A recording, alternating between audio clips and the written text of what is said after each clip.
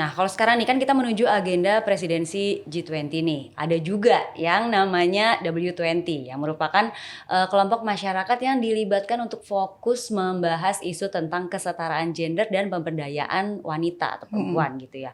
Memang saat ini isu tentang perempuan apa aja sih yang memang menjadi concern di masyarakat gitu, Bu? Kalau kita ngomongin soal W20, presidensi Indonesia itu membawa satu isu yang belum pernah dibahas oleh W20 summit sebelumnya gitu ya di negara-negara yang lain, yaitu perempuan pedesaan. Dan ini memang kita kayaknya kalau kita beda ya, kita kan perempuan urban, mungkin masalahnya berbeda dengan perempuan yang ada di pedesaan. Kesenjangan ini yang Indonesia sekarang coba untuk tampilkan atau dibahas di level G20. Nah, beberapa waktu lalu kan BNPT dengan UN Women Indonesia ini sudah bekerja sama guna menghadapi fenomena tersebut. Lalu bentuk kerjasamanya seperti apa nih, Bu? Nah, kita sebenarnya bekerja sama untuk memberikan rekomendasi yang berbasis bukti mengenai kesetaraan gender di dalam upaya untuk pencegahan terorisme. Pencegahan ini juga bisa memberikan benefit bagi laki-laki dan perempuan secara setara. Juga dampak dari terorisme ini perempuan tidak menjadi kelompok yang terdampak paling berat dan paling negatif dari terorisme. Nah, ini yang kita coba untuk kerjakan bareng-bareng dengan BNPT sambil kita berusaha untuk mengarusutamakan tadi pemikiran-pemikiran mengenai kesetaraan di dalam pencegahan terorisme. Itu yang akan kita lakukan ke depannya.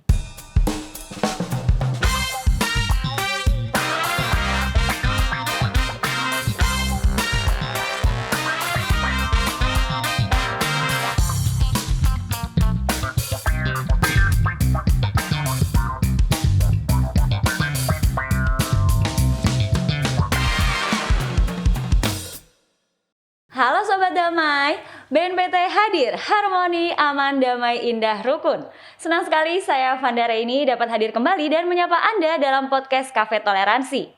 Dalam rumah tangga, perempuan mengemban lebih dari satu peranan. Tidak hanya sebagai istri, perempuan juga menjadi ibu sekaligus guru pertama untuk anak-anaknya.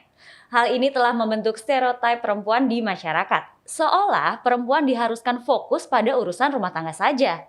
Hingga terkadang banyak yang lupa bahwa perempuan juga berhak mewujudkan karir selain menjadi ibu rumah tangga.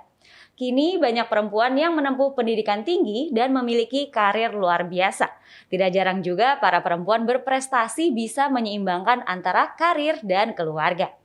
Namun hal itu tak lantas menghapus stigma-stigma bernada negatif yang dilekatkan pada perempuan.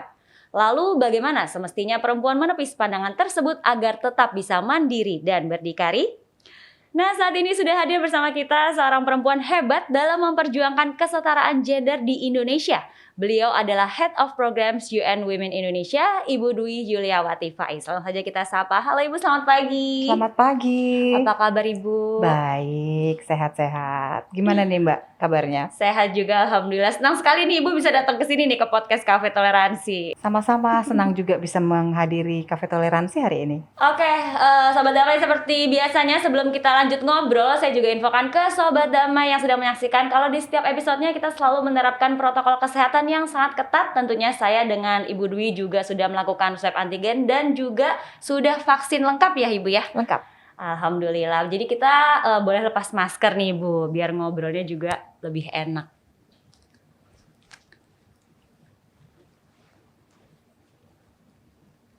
Oke, ini Ibu Dwi dari UN Women Indonesia. Mungkin boleh dijelaskan dulu nih ke Sobat Damai juga, apa sih UN Women Indonesia ini dan apa sebenarnya visi dan misinya gitu Bu? Terima kasih. UN Women Indonesia itu sebenarnya bagian dari keluarga besar Perserikatan Bangsa-Bangsa. Kami memiliki mandat yang khusus untuk kesetaraan gender dan pemberdayaan perempuan. Kami punya visi bahwa perempuan itu harus terbebas dari diskriminasi, dari kemiskinan, dan juga dari kekerasan. Dan perempuan atau kesetaraan gender adalah bagian penting dari tujuan pembangunan berkelanjutan. Jadi itu visinya UN Women dan kami adalah bagian dari Perserikatan Bangsa-Bangsa. Tuh ya, jadi ini tuh untuk para wanita-wanita hebat yang mandiri gitu ya Bu ya. untuk memperjuangkan supaya semua perempuan Indonesia bisa hebat dan mandiri. Ya, betul. Nah, ngomong-ngomong tentang kesetaraan gender nih, seperti saat ini kan di transportasi umum sudah nggak ada lagi nih kayak laki-laki diharuskan memberikan mengalah kepada perempuan yang masih muda, yang masih segar gitu ya untuk memberikan kursinya. Ini kan merupakan dampak dari kesetaraan gender juga nih ya Bu ya. Nah, kalau menurut Ibu nih, isu kesetaraan gender seperti apa sih yang saat ini masih menjadi permasalahan gitu di masyarakat Indonesia tentunya? Kayaknya kita harus sadar juga bahwa masalah kesetaraan ini atau ketidaksetaraan ya kalau jadi masalah tidak cuma Indonesia yang menghadapi. Tidak ada negara di dunia ini yang bisa mengatasi masalah kesetaraan. Bahkan yang paling maju sekalipun 10 teratas gitu ya, bisa mungkin 90% sampai 80% setara gitu ya. Jadi belum ada. Ini cerita sedihnya gitu ya. Dan masalahnya hampir sama, tapi untuk di Indonesia sendiri dan di beberapa bagian dari di dunia gitu ya, perjuangannya sekarang lebih kepada perjuangan yang diskriminatif yang sifatnya tuh kayak mengakar gitu loh, yang sehari-hari dihadapi oleh perempuan. Tadi dibilang perempuan bukan hanya satu role-nya, tapi juga multiple gitu ya, sebagai perawat keluarga dan lain-lain. Dan ini membawa dampak yang sebenarnya sangat Indonesia tuh masih berada di kisaran 51 sampai 57% partisipasi angkatan kerjanya perempuan. Rata-rata di dunia ini harusnya sudah 60%. Tapi itu juga masih belum setara. Laki-laki udah 80%. Gitu. Jadi PR-nya ini dari 2 dekade lalu loh. Belum selesai. Dari 20 tahun yang lalu partisipasi kita perempuan di angkatan kerja masih 51 sampai 57%. Nah, saat ini itu lebih kepada apa sih yang menghambat gitu ya. Kita lihat yang pertama gender pay gap. Ternyata perempuan dengan pekerjaan yang sama, level yang sama dibayar lebih rendah daripada laki-laki. Yang kedua adalah kekerasan. Kekerasan bisa ditemui di mana-mana. Jadi kalau kita lihat dari satu masalah aja ya, tadi yang partisipasi angkatan kerja. Sebelum kerja masalahnya banyak. Mesti nyuci dulu, Betul. Mesti bikin sarapan dan keluarga lain-lain. dulu lah itu ya di Betul. rumah. Di transportasi publik misalnya masih ada pelecehan. Ya. Sampai di kantor dibayar tidak setara. Belum lagi juga mungkin ada juga pelecehan seksual di lingkungan kerja. Nah ini yang kita lihat, kita amati masih menjadi problem. Jadi kesetaraan atau diskriminasi yang masih ada, yang ketidaksetaraan yang masih ada, yang sifatnya masih mengakar. Jadi karena tugas-tugasnya dan lain sebagainya yang masih membebani perempuan. Itu cuma salah satu contoh aja gitu, Mbak Panda. Wah, ini kalau dilihat-lihat sebenarnya ya banyak sekali gitu ya. Betul. Isu dan masalah yang masih dihadapi oleh perempuan gitu ya Bu ya. Ya. Nah, kalau sekarang nih kan kita menuju agenda presidensi G20 nih. Ada juga yang namanya W20 yang merupakan kelompok masyarakat yang dilibatkan untuk fokus membahas isu tentang kesetaraan gender dan pemberdayaan wanita atau perempuan gitu ya. Memang saat ini isu tentang perempuan apa aja sih yang memang menjadi concern di masyarakat gitu Bu? Kalau di masyarakat sendiri sebenarnya itu tadi yang baru saya sampaikan mengenai angkatan kerja ya. Tapi juga kita lihat bahwa diskriminasi itu meskipun sudah dibuka jalannya, misalnya pendidikan sudah merata dan lain-lain, tapi ada di beberapa hal masih terjadi gap. Tadi kesenjangan ya yang sifatnya. Yang kedua adalah di mana perempuan menjadi korban dari kekerasan seksual seperti itu. Kemudian juga angka kematian ibu yang masih tinggi. Akses perempuan terhadap berbagai fasilitas-fasilitas umum dan fasilitas seperti misalnya layanan keuangan, perbankan dan lain sebagainya. Kemudian kalau di Indonesia sendiri, kita melihat Indonesia itu kan luas ya. Secara geografis kita itu sangat beragam. Nah ini juga yang masih ada kesenjangannya. Menarik sekali kalau kita ngomongin soal W20, Presidensi Indonesia itu membawa satu isu yang belum pernah dibahas oleh W20 Summit sebelumnya gitu ya di negara-negara yang lain, yaitu perempuan pedesaan. Nah ini memang kita kayaknya kalau lihat, kalau kita beda ya, kita kan perempuan urban, mungkin masalahnya berbeda dengan perempuan yang ada di pedesaan. Kesenjangan ini yang Indonesia sekarang coba untuk tampilkan atau dibahas di level G20. Mungkin kalau perempuan pedesaan Maksudnya seperti apa nih Bu? Bedanya dengan yang urban gitu? Mungkin ada masalah yang lebih dalam untuk dihadapi mereka gitu? Terutama karena memang akses terhadap berbagai infrastruktur juga masih sangat tidak merata gitu ya. Tidak merata. Saya kira sudah banyak sekali yang dilakukan oleh pemerintah Indonesia untuk membuat infrastruktur ini bisa dinikmati oleh semua orang. Ya. Nah, cuman dasarnya kan memang tadi yang saya sebutkan, mobilitas perempuan itu karena tadi ada norma-norma di mana sepertinya dia harus melakukan pekerjaan-pekerjaan rumah gitu ya, itu juga sangat terbatas. Misalnya mungkin sudah ada kantor cabang perbankan gitu ya, tetapi untuk menuju ke sana dia harus menyelesaikan berbagai hal dulu nih, gitu. Atau misalnya gini, pengambilan keputusan di desa, nanti kita lihat deh contoh-contohnya gitu ya. Pengambilan keputusan di desa, rapat-rapatnya diambil jauh di malam hari atau di sore hari yang perempuan harus menyiapkan lebih waktu ekstra gitu ya. Jadi ini yang kita lihat juga masih menjadi masalah perempuan di pedesaan. Belum banyak yang ikut serta dalam pengambilan keputusan karena berbagai hal yang saya sebutkan tadi. Wah, ternyata masih banyak sekali ya gitu ya yang harus dihadapi oleh para perempuan-perempuan hebat ini ya untuk dapat menuju ke kesetaraan gender gitu ya. Oke, ini sebelum kita ngobrol-ngobrol lagi mungkin boleh lanjut kita ngopi dulu nih Bu. Udah saya siapkan loh. Oke, terima kasih. Budi suka ngopi kan? Suka, saya suka kopi. Tapi ini kopi Indonesia dong, Iya pasti dong, ya. Pasti. Ini kopi spesial dari Cafe Toleransi. Oke. Silakan Bu. Makasih ya. Enak banget. Enak kan? Iya. Nah, ini kan sebagai organisasi internasional nih, UN Women Indonesia pada masa pandemi kan sedang gencar melakukan kegiatan pemberdayaan perempuan juga ya Bu ya. Salah satunya yaitu mengembangkan UMKM perempuan di Indonesia. Strategi apa nih Bu yang dilakukan? Menarik untuk lihat kalau kita lihat UMKM gitu ya, yang adalah roda penggerak terbesar dari ekonomi Indonesia. Semakin dia levelnya mikro, semakin banyak perempuannya. Tapi begitu menjelang ke menengah gitu ya, kecil dan menengah, perempuannya makin dikit. Apa yang terjadi? Kalau kita lihat lagi, selain mikro juga ada ultramikro.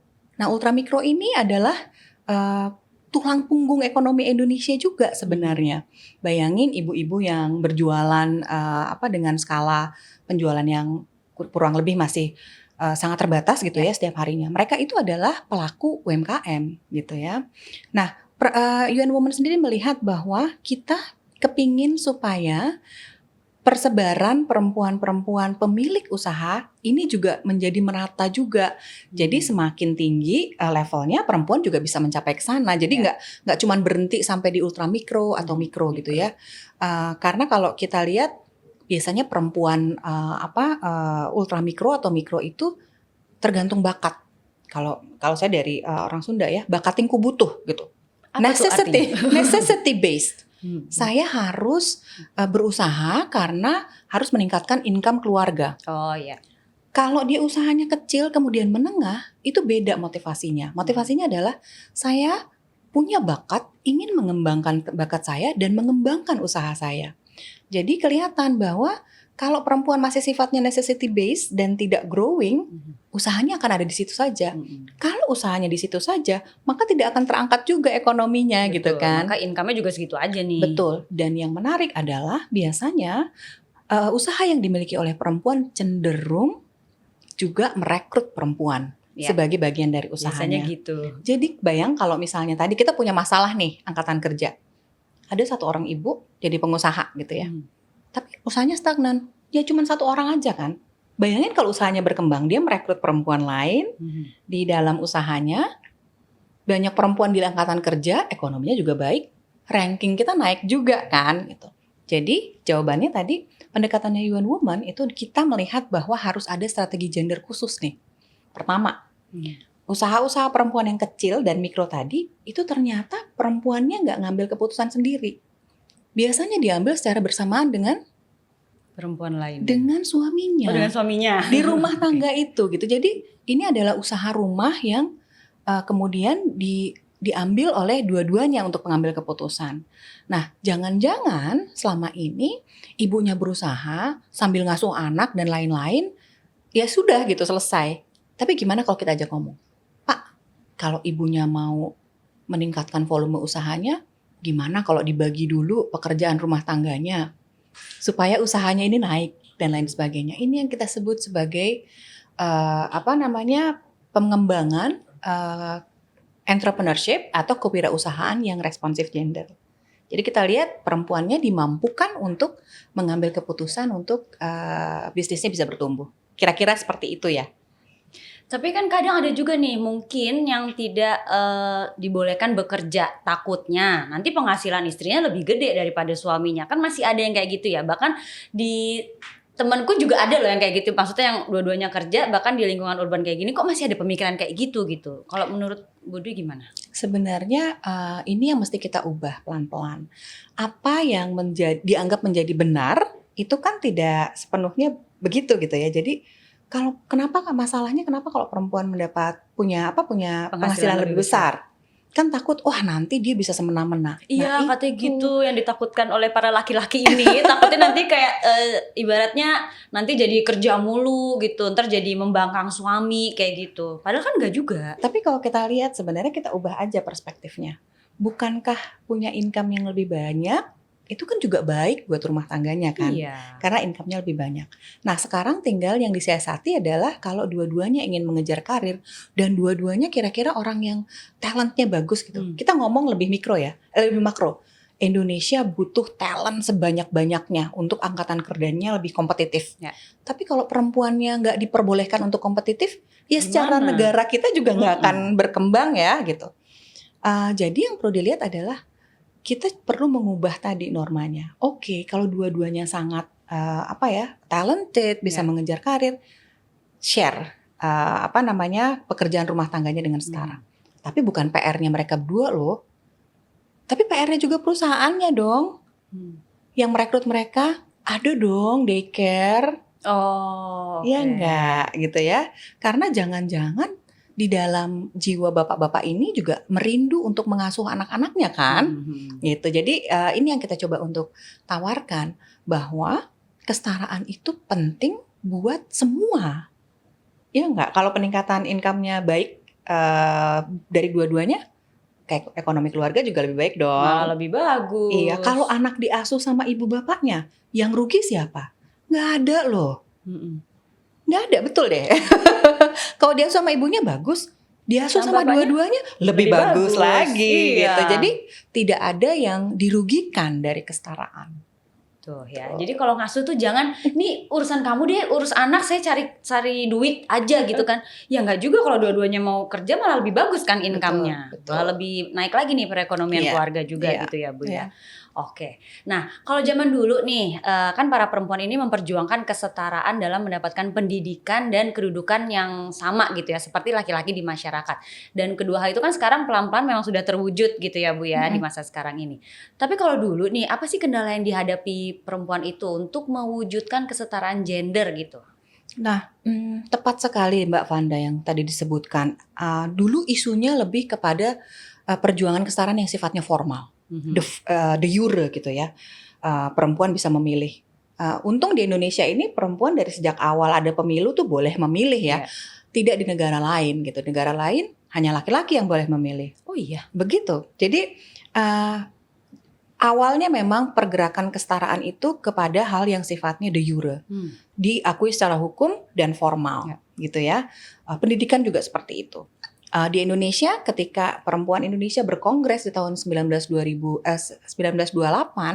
itu perjuangannya adalah kesetaraan dalam mengambil keputusan, terutama untuk menikah, gitu ya. Juga kesetaraan tadi untuk pendidikan dan lain-lain. Kendalanya adalah pada zaman itu hukumnya juga masih sangat diskriminatif, patriarki masih sangat kuat. Sekarang juga masih sih, tapi zaman dulu tuh sangat resisten gitu untuk perempuan bisa ikut ke ruang publik, bahkan banyak perjuangan meraih kesetaraan untuk bisa memilih aja cukup panjang di negara lain gitu ya. Sangat resisten. Jadi untuk bisa memasukkan kesetaraan ke dalam payung hukum itu juga menjadi sangat sulit, sangat resisten. Norma-norma tadi, ya udah perempuan harus mengurus anak, jadi tidak sekolah gitu. Itu masih belum ada. Nah, itu yang masih kira-kira kendalanya tuh masih berat banget di zaman dulu seperti itu. Padahal kalau si wanitanya pintar kan, karena seorang ibu itu kan adalah guru pertama untuk anak-anaknya di rumah Betul. juga kan.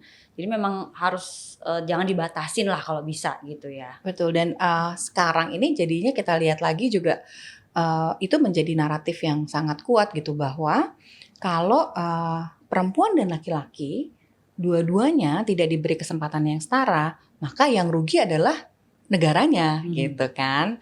Dan ini sudah dibuktikan ya dengan tadi kesetaraan di bidang edukasi tersebut gitu. Oke.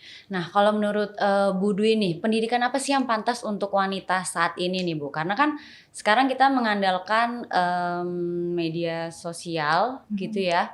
Mungkin banyak juga nih wanita-wanita yang bisa explore di media sosial, mendapatkan pendidikan lain, atau memang ada yang khusus gitu, yang wajib wanita miliki untuk menjadi wanita hebat gitu. UN Women tuh punya prinsip seperti ini. All jobs is for women. Jadi semua pekerjaan nggak ada batasannya, itu perempuan bisa mengakses. All job is good for women. Semua. Pendidikan juga seperti itu.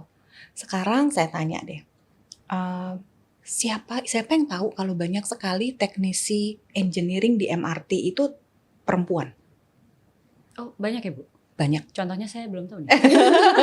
Coba nanti dieksplor lagi Cafe Toleransinya ngajak engineer MRT perempuan. Tapi banyak, maksudnya perbandingannya apakah 50-50 dengan laki-lakinya? Kita memang masih punya banyak sekali PR di situ ya. Jadi ada pekerjaan-pekerjaan yang masih sangat didominasi oleh laki-laki. Dan sebenarnya ini bukan masalah siapa yang mendominasi atau siapa yang lebih banyak gitu ya. Tetapi masalahnya kerugian kalau kita tidak merekrut banyak talent hanya karena dia perempuan gitu, atau karena dia Melihat laki-laki. gendernya dulu Seperti itu ya, betul sekali. Padahal kan ini soal bakat ya, soal kemampuan juga. Dan Indonesia tuh sudah baik loh untuk education-nya, dan ini udah diakui ya, dari jenjang SD, SMP, SMA. Perguruan tinggi mungkin masih ada PR juga gitu, tapi paling tidak kita sudah hampir setara. Sayang kalau tidak masuk ke dalam angkatan kerja gitu kan. Nah, kalau dilihat lagi apa ya yang baik? Semua baik. Semua perempuan bisa mengeksplorasi. Dan ingat bahwa yang paling penting adalah kita juga harus meningkatkan tadi science, technology, engineering, and mathematics di Indonesia dan juga di negara lain itu juga masih PR loh, masih belum banyak perempuan yang ada di situ. Padahal kan kita udah tahu ada Madame Curie gitu ya, yang juga adalah pioneer atau perintis dari saintis perempuan. Di Indonesia juga ada astronom hebat yang namanya sudah diabadikan menjadi nama bintang. Itu juga sebuah pencapaian, dan ini harusnya jadi role model gitu ya. Kita tidak pernah kekurangan role model itu. Jadi semua pekerjaan itu bisa diakses oleh perempuan harusnya. Itu prinsipnya. Tuh ya. Kalau saya juga nih, ini sharing aja ya. Kalau saya nih misalnya ngelihat nih ada engineer perempuan atau ada perempuan-perempuan hebat yang kayak tadi misalnya namanya dijadiin bintang lah atau apa gitu ya. Misalnya ada lomba apa, ada kompetisi apa, itu wanita-wanita. Pasti aku kayak wah hebat nih. Berarti gue juga bisa nih, saya juga bisa nih kayak gitu ya. Jadi ada kayak pemacunya sendiri gitu ya Bu ya. Kalau kita melihat wanita lain bisa, berarti kita juga bisa nih jadi wanita hebat gitu. Betul. Dan yang penting adalah kita memberikan ruang nggak buat perempuan-perempuan hebat ini untuk diikuti, atau untuk ruang bagi munculnya perempuan-perempuan hebat di komunitas misalnya seperti itu. Ini yang masih jadi PR kita kan? Oke, itu akan menjadi PR. Nah, ini ada PR lagi nih Bu. Kita akan main games dulu dengan Ibu Dwi ya. Boleh minta? Terima kasih. Oke, ini gamesnya gampang sekali, tinggal jawab iya atau tidak. Tapi kalau mau kasih reason nggak apa-apa juga sih.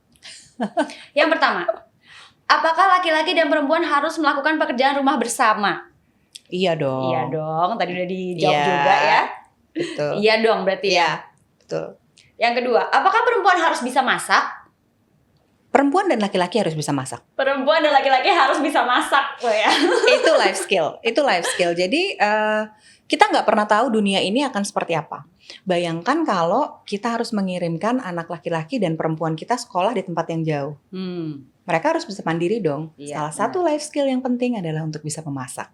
Ya, masak yang basic-basic lah ya. Betul sekali. Jadi kalau ada pertanyaan, apakah perempuan harus bisa memasak? Perempuan dan laki-laki harus bisa memasak. Oke. Jadi itu bukan menjadi standar untuk menjadi menantu yang baik ya Bu ya? Menantu laki-laki yang baik juga saya nanti akan tes dia bisa masak apa enggak. Wah. Oke, terakhir. Ini tadi sebenarnya udah dijawab sih. Apakah mengurus anak hanya menjadi tugas istri? Bukan menjadi tugas istri saja, tapi juga istri dan suami ya. Suami dan istri, ibu dan bapak. Jadi kalau tugas di rumah, tugas keluarga, kalau bisa ya dikerjain barengan supaya juga untuk membangun keluarga yang lebih baik gitu ya Bu Betul, ya. Hubungan betul. dengan anak gitu kan, dengan istri, dengan suami kayak gitu. Ya. Oke, baik. Sekarang kita lanjut ngobrol lagi. Ini aku taruh sini. Nah, sekarang ini dengan meningkatnya keterlibatan perempuan dan anak-anak dalam terorisme menjadi ancaman besar bagi negara. Tentunya Ibu Dwi juga tahu dong kan kadang banyak ada wanita dan juga mungkin bahkan anak-anak juga gitu ya. Nah, beberapa waktu lalu kan BNPT dengan UN Women Indonesia ini sudah bekerja sama guna menghadapi fenomena tersebut. Lalu bentuk kerjasamanya seperti apa nih Bu?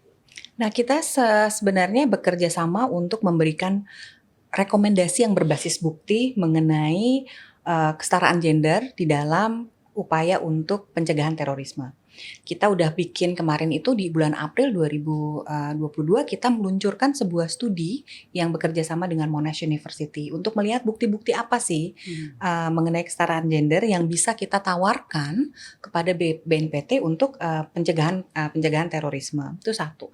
Karena kita jarang sekali punya insight nih. Kira-kira apa ya data ya dan insight apa sih sebenarnya yang dibutuhkan baik oleh perempuan dan laki-laki dalam komunitas misalnya untuk mereka bisa mencegah terorisme. Kemudian juga negara tuh perlu apa ya supaya pencegahan terorisme ini atau pencegahan ini juga bisa memberikan benefit bagi laki-laki dan perempuan secara setara. Juga dampak dari terorisme ini perempuan tidak menjadi kelompok yang terdampak paling berat dan paling negatif dari terorisme. Kira-kira seperti itu. Dalam waktu ke depan kita kepingin supaya banyak pelibatan kelompok masyarakat sipil di dalam rencana aksi pencegahan ekstremisme berbasis kekerasan di Indonesia. Nah, ini yang kita coba untuk kerjakan bareng-bareng dengan BNPT sambil kita berusaha untuk mengarusutamakan tadi pemikiran-pemikiran mengenai kesetaraan di dalam pencegahan terorisme. Itu yang akan kita lakukan ke depannya. Tapi kita juga nggak bisa menutup mata nih ya kalau memang ya masih ada juga nih keterlibatan dan peran perempuan dalam beberapa aksi teror di Indonesia gitu ya. Kalau menurut Bu Dwi, apakah mungkin karena emang perempuan ini dianggap bisa dimanfaatkan gitu, mungkin lebih gampang terpengaruh kah atau lebih kayak oh ini wanita kok nggak apa-apa aman-aman gitu. Jadi mungkin tidak dicurigai atau gimana? Nah, ini yang menarik dari studi kami kemarin ya. Jadi ternyata di seluruh dunia ya, atau di beberapa negara, negara-negara yang atau misalnya ideologi ya, kita ngomong soal ideologi ya, ideologi yang berbasis kekerasan itu ternyata nggak sejalan sama kesetaraan. Gitu. Jadi semakin ideologinya itu semakin keras gitu ya, sering ekstrim, dia juga semakin meninggalkan kesetaraan gitu. Itu satu yang perlu dipahami sebagai konteks ya. Kita memang melihat tren dulu memang didominasi oleh laki-laki yang menjadi pelaku kekerasan. Tapi sekarang kita juga melihat bahwa ada pelaku perempuan juga ada sebagai pelaku simpatisan dan perekrut gitu ya. Itu juga mulai meningkat. Nah, kalau kita lihat sebenarnya perempuan dan laki-laki ini dua-duanya sama-sama rentan kok untuk menjadi simpatisan, perekrut dan pelaku gitu ya. Tetapi ketika perempuan berada di situasi yang extremely tidak setara, maka mereka mengikut ke dalam aksi kekerasan dan terorisme itu juga dengan pikiran seperti itu untuk bisa diakui, untuk bisa dianggap sebagai setara. Makanya kita ikut dalam aksi ini. Seperti itu. Ideologinya sih tetap aja ideologi yang sangat maskulin, sangat apa ya, ideologi kekerasan kan bisa dibilang ideologi maskulin yang negatif gitu ya. Nah, bayangkan kalau kita tadi melihat bahwa perempuan itu hanya sebagai korban. Perspektifnya tidak akan berubah gitu, karena kita akhirnya melihat bahwa ya udah, kamu nggak mau kan jadi korban, ya udah jadi pelaku aja yuk, simpatisan aja yuk, gimana kalau gitu? Stereotip ini diubah pelan-pelan sambil kita memperbaiki tadi ideologi yang ada di masyarakat juga harusnya ideologi yang lebih setara. Kita lihat juga perempuan itu juga bisa berpartisipasi aktif sebagai pelaku perdamaian. Di komunitas-komunitas kita tuh ibu-ibu yang aktif sebagai agen perdamaian tuh banyak gitu. Nah ini yang mesti kita sama-sama kita kembangkan gitu ya, seperti itu. Stereotip bahwa perempuan lemah itu merugikan baik bagi kita yang mencoba untuk mencegah gitu ya, karena tadi lemah nggak apa-apa deh gitu kan ya. Juga melihat ketika kita kemudian pakai ideologi seperti itu gitu bahwa perempuan lemah itu kemudian menjadi tidak setara lagi gitu. Ayo kita sama-sama yuk membangun perdamaian laki-laki dan perempuan secara setara. Dengan demikian maka dua-duanya sama-sama didengar. Suara perempuannya juga didengar dong. Kok saya kalau di rapat desa nggak pernah diundang ya? Kata ibu-ibu. Ya gimana mereka bisa mencegah aksi-aksi terorisme? Kalau di dalam partisipasi itu mereka nggak diundang. Benar. Gimana mereka tahu bahwa itu adalah ideologi yang sifatnya ekstrim gitu ya? Kalau dalam diskusi mereka nggak pernah diundang, nggak pernah tahu itu apa. Ibaratnya dalam lingkungan yang terdekat aja nih di komplek atau di itu kan kadang lah orang nggak dilibatin gitu kan ya Bu ya. Saya nggak tahu kok. Oh itu ideologi yang berbasis ekstremisme kekerasan. Saya nggak tahu gitu. Ya nggak dilibatin. Kalau dibalik Bu, misalnya kayak diundang, tapi ngomongnya udah itu suami saya aja, itu gimana? Suaminya nggak ngizinin nggak? Lagi-lagi kan ini masalah juga jangan-jangan kita selama ini pakai topinya topi pemikirannya bapak-bapak gitu ya. Ya udah kita rapat yuk RT jam 4. Ibu-ibu jam 4 semua lagi ngapain? Lagi ngurus anak, jemput anak? Iya makanya coba seperti itu.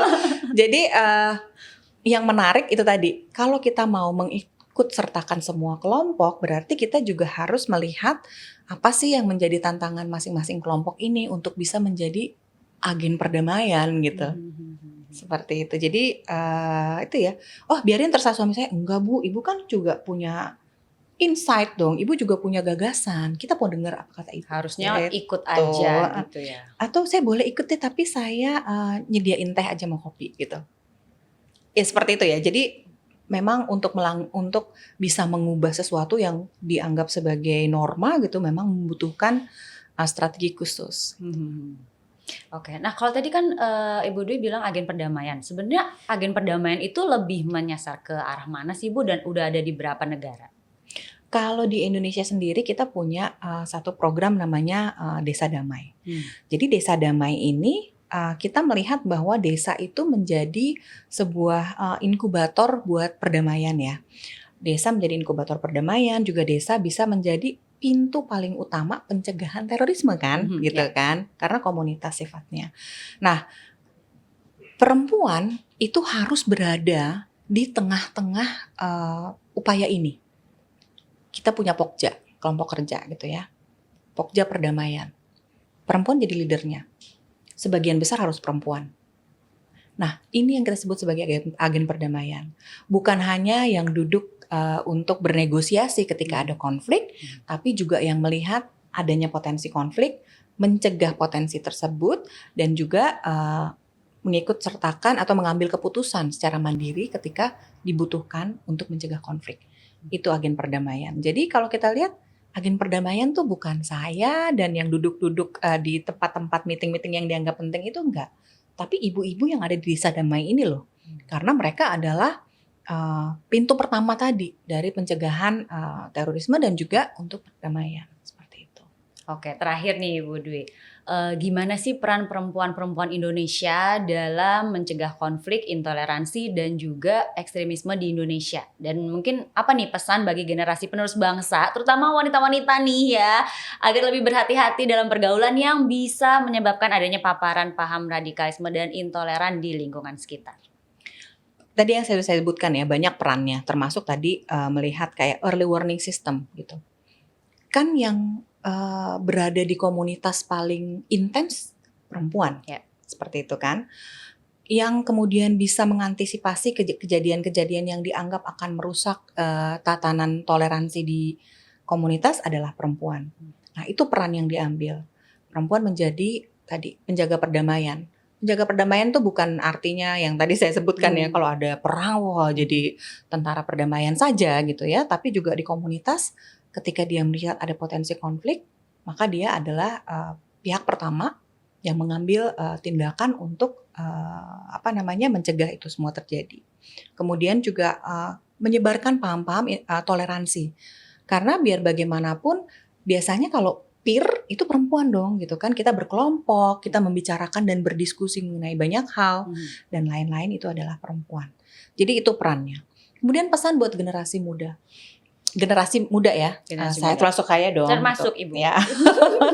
Jadi begini, kita juga melihat UN Women dari studi yang kemarin kita lakukan, itu penggunaan secara intens dari sosial media itu sangat besar ketika pandemi. Dan yang juga menarik adalah hate speech gitu ya, atau ujaran-ujaran kebencian. Itu juga sangat tinggi. Banyak dan banget. Itu berbanding lurus dengan pesan-pesan intoleransi. Jadi hate speech untuk perempuan gitu ya. Kemudian yang misoginis, kemudian juga yang hate speech untuk kelompok-kelompok yang toleran gitu ya, itu juga banyak. Jadi kalau kita lihat ada kesamaan pesan nih. Pesan-pesan pembenci perempuan juga biasanya pesan-pesan yang yang intoleran seperti itu. Nah, anak muda yang lebih paham menggunakan sosial media itu harus punya namanya critical thinking, berpikir secara kritis. Pertama, kredibilitas dari informasi tersebut seperti apa? Ini kredibel nggak? Gitu ya. Jangan-jangan bohong, jangan-jangan hoax, gitu ya. Yang kedua, value-nya dari pesan ini untuk saya apa? Gitu. Kalau misalnya tidak ada penapis, ya kalau isu kayak gini mah nggak penting banget sih untuk didengerin gitu ya. Buat apa gitu ya. Nah, menakar values ini yang kadang-kadang memang masih belum ya. Jadi kita tahu nih, wah itu hoax gitu, itu bohong ya, itu ujaran kebencian. Dan kemudian masih tetap disebarin karena banyak yang menyebarkan. Karena belum ada itu judgment mengenai value tadi. Value-nya apa? Nah, ini pesan yang utama nih. Berpikir secara kritis, melihat bahwa kredibilitas dari sumber informasi tersebut dan juga values tadi. Kita kepingin sekali kalau kita udah bisa membentuk sebuah komunitas yang setara, values ini kemudian jadi terbentuk kan. Oh, kalau misalnya nggak ada gunanya buat toleransi di komunitas gue mah ngapain disebarin gitu kan. Seperti itu kira-kira tujuan besarnya ya. Tuh ya, Sobat Damai. Jadi kalau dapet berita-berita atau informasi, kita harus cek dulu ini beritanya valid apa enggak ya.